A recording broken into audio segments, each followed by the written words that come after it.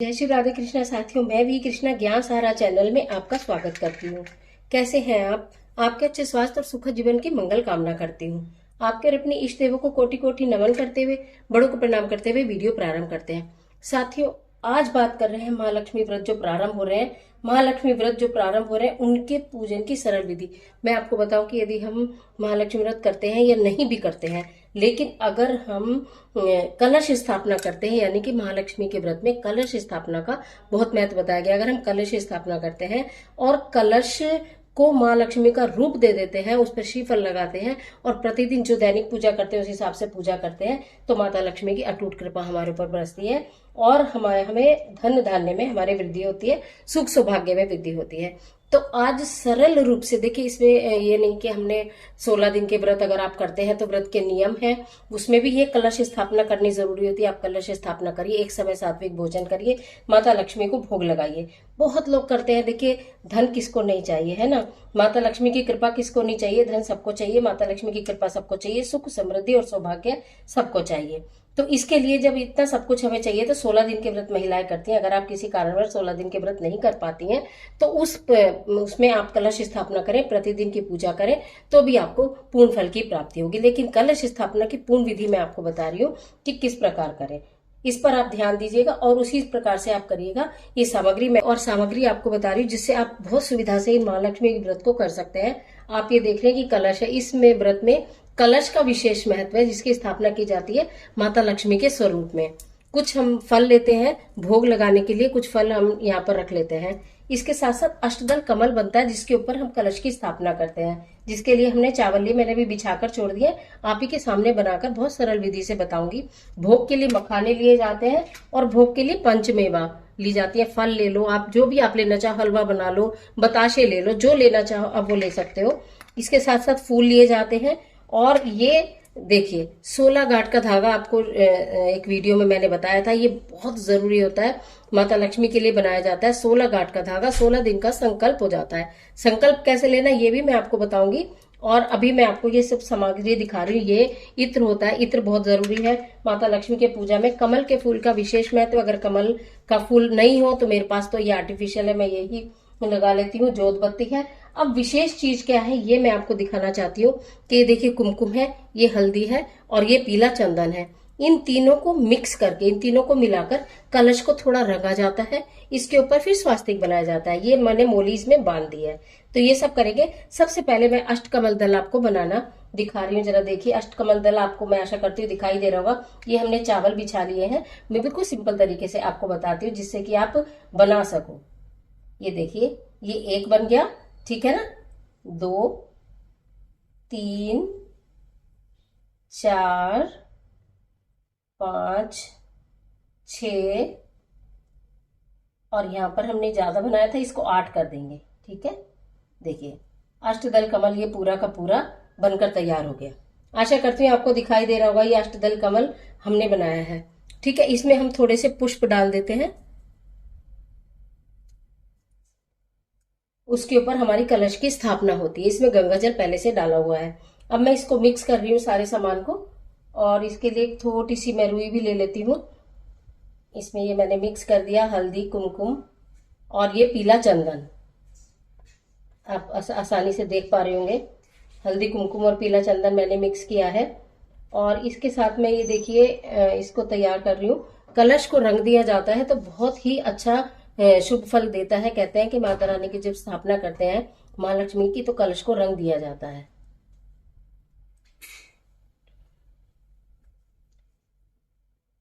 क्योंकि इसमें जल भरा हुआ है ना, आप चाहें तो इसको पहले से भी रंग कर तैयार कर सकते हैं। जो भी आप कार्य करें, महालक्ष्मी के मंत्र का एक मंत्र बताऊंगी, जिस मंत्र का आपको उच्चारण प्रतिदिन करना है। महालक्ष्मी के मंत्र का उच्चारण करना है, ओम ह्रीम श्रीम क्लीम गजलक्ष्मी नमः। इसमें जो व्रत होता है महालक्ष्मी का, इसमें माता के गजलक्ष्मी रूप की पूजा की जाती है। यानी कि माता लक्ष्मी के जिधर दोनों ओर गज हो और उधर आपका को बीच में माता लक्ष्मी हो, तो उस स्वरूप की पूजा की जाती है। देखिए ये मैंने कलश को इस तरह से रंग लिया है, बीच में मैंने ये खाली जगह जोड़ छोड़ी है जिससे कि हम स्वास्तिक बनाएंगे, क्योंकि जहां माता लक्ष्मी हो वहां स्वास्तिक बनाना बहुत जरूरी है। स्वास्तिक को बिना काटे फीटे बनाते हैं। देखिए मैं आपको ऐसे दिखा देती हूँ, आशा करती हूँ आपको दिखाई दे रहा होगा। पूर्ण स्वास्तिक बनाएंगे।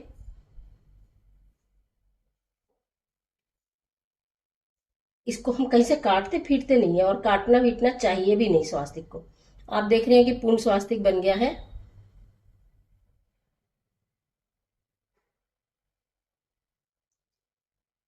शुभ, लाभ, रिद्धि और सिद्धि के साथ। और ये हमने यहाँ पर कलश की स्थापना इस अष्टदल कमल पर कर दी है। इसी के साथ साथ हमने लिए हैं 16 पत्ते।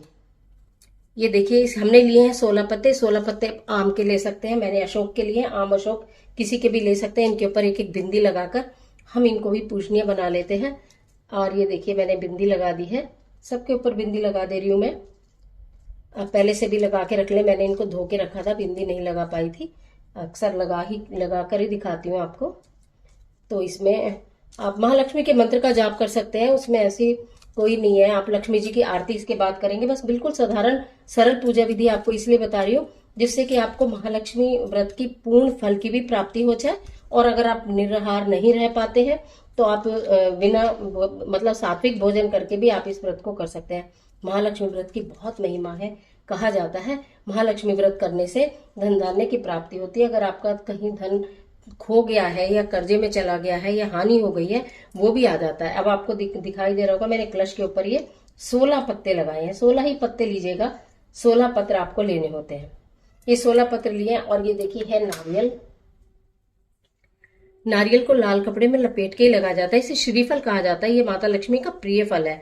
और इसको रखने का तरीका पहले भी एक वीडियो में बनाया था। ये इसका मुख होता है, ये हमेशा आपकी तरफ होना चाहिए। जब इसका मुख आप अपनी तरफ करते हैं तब भी। और एक हम डालेंगे कमल गट्टा। देखिए माता लक्ष्मी को कमल की माला या कमल गट्टे की माला के जो ये कमल गट्टा है इसकी माला आती है, वो बहुत प्रिय। अगर आप उससे महालक्ष्मी मंत्र के जाप करते हैं तो मैं आपको क्या ही बोलूं, आपकी बल्ले बल्ले हो जाएगी, आपके बारे न्यारे हो जाएंगे। अगर ये जो कमल गट्टे हैं इनकी माला से आप महालक्ष्मी मंत्र का जाप कर लेते हैं इन 16 दिनों के अंदर, तो हम नहीं है माला तो हम ये कमल गट्टा इसके अंदर हम डाल देंगे। ठीक है, इस तरह से हमने इस कलश के अंदर ये सामग्री डाल दी है। थोड़ा सा हम इसके अंदर ये चंदन और हल्दी और इसका पेस्ट भी हम इस पानी में डाल देते हैं। थोड़े से हम इसके अंदर अक्षत डाल देते हैं। ये हमारा कलश तैयार हो गया है। ठीक है, उसके ऊपर फिर हम ये नारियल की स्थापना करते हैं। देखिए श्रीफल है, ये माता लक्ष्मी को अत्यंत प्रिय है। श्रीफल को मैंने लाल कपड़े से लपेटा है और उसके ऊपर मौली लगा दी है। इसको रखने का तरीका पहले भी वीडियो में आपको बताया गया था, अब भी बता दूं। जो साधक होते हैं, जो पूजा करने वाले थे, वो जो ये इसका नारियल का जो मुख होता है ना, ये उनकी तरफ होना चाहिए। जैसे मैं पूजा कर रही हूँ तो ये मेरी तरफ हो, तभी हमारा और पूजा जो हमारी है उनका और भगवान से तालमेल बन पाता है। ये हमने कलश की स्थापना की है। ये दीपक है, मैंने इसके पास एक कमल का फूल रख दिया। अब हम लेंगे संकल्प। संकल्प लेने के लिए देखिए मैं बताऊं कि पहले मैं अपने हाथ में मैंने लिया थोड़ा सा जल, थोड़े से लिए अक्षत, एक लिया मैंने पुष्प। ठीक है, फिर हम मनी मन संकल्प लेते हैं कि हे माता लक्ष्मी 16 दिन की इस पूजा को आप स्वीकार करना और मुझे इतनी हिम्मत देना कि मैं आपकी पूजा करूं। हे माता लक्ष्मी मेरे घर में धन धान्य में वृद्धि करना, मेरे और मेरे पूरे परिवार के ऊपर अपनी कृपा बनाए रखना। 16 दिन में आप सिर्फ व्रत नहीं कर रहे, अगर व्रत कर रही है तो व्रत बोलिए कि मैं 16 दिन के व्रत रखूंगी आपकी कृपा से। अगर आप इसमें मेरी सहायता करो, मेरी मदद करो, या जो भी आप बोलो कि अगर आपकी कृपा होगी तो मैं व्रत रख पाऊंगी। अगर आप व्रत नहीं रख रहे हैं तो आपकी कृपा होगी तो मैं पूजा कर पाऊंगी। इस प्रकार से चावल और पुष्प लेके आप संकल्प लेते हैं और उसके बाद आप यहाँ पर ये कलश के पास ही आप ये भी छोड़ देते हैं। ठीक है, ये हो गया। ये आपने कलश स्थापित किया और ये आपने कलश के पास संकल्प लिया, इसकी आपने पूजा की। उसके बाद हम यहाँ पर ये भोग की सामग्री बाद में यूज करेंगे। अब हमने लगाया है दीपक और थोड़ा सा इत्र हम यहाँ पर छिड़क देंगे, क्योंकि मैंने आपको बताया कि ये माता लक्ष्मी का स्वरूप है जो हमने इसमें करा है। आप इसके अंदर भी, कलश के अंदर भी थोड़ा सा इत्र डाल सकते हैं और आपने इसमें भी इत्र छिड़क दिया। थोड़ा सा इत्र हम इसमें से दीपक में भी डालते हैं। ठीक है, तो ये मैंने इत्र को यहाँ पर रख दिया है। ये भोग माता रानी का भी लगाएंगे। एक और बात आपको बताऊं कि मैंने बनवाया था आपसे 16 गांठ का ये धागा, ये लाल धागा जिसमें कि आप देख रहे हैं 16 गांठ लगी हुई है। ये 16 दिन के संकल्प का धागा होता है। जब आप ये धागा बनाते हैं और कलश स्थापना करते हैं तो ये धागा बनाकर आप यहाँ पर कलश के पास रख देते हैं। ठीक है, जब आपकी पूजा पूर्ण हो जाएगी तब आप ये धागा यहाँ से लेके अपने बाएं हाथ में, यानी कि बोलूं तो उल्टे हाथ में आपको ये धागा फिर बांधना होता है। ठीक है, तो यहाँ तक का आपका ये कार्य था। हमने यहाँ पर एक पुष्प अर्पित कर दिया। ठीक है, अगर कमल का आपके पास है ऐसा भी तो ठीक है, नहीं तो आपने ये पुष्प मैंने भी अर्पित कर दिया।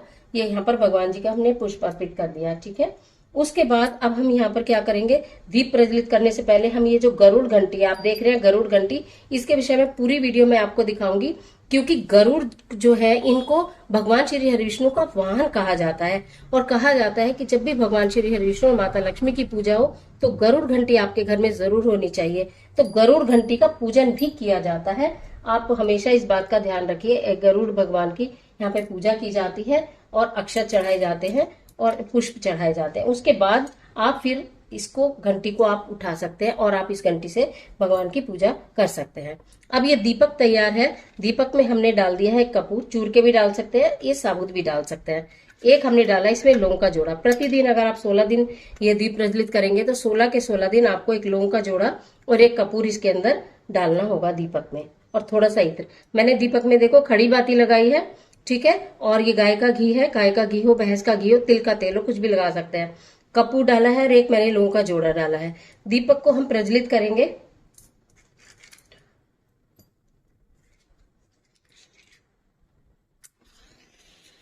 ओम महालक्ष्मी नमः, ओम महालक्ष्मी नमः, ओम मां लक्ष्मी नमः, ओम महालक्ष्मी नमः, ओम मां लक्ष्मी नमः।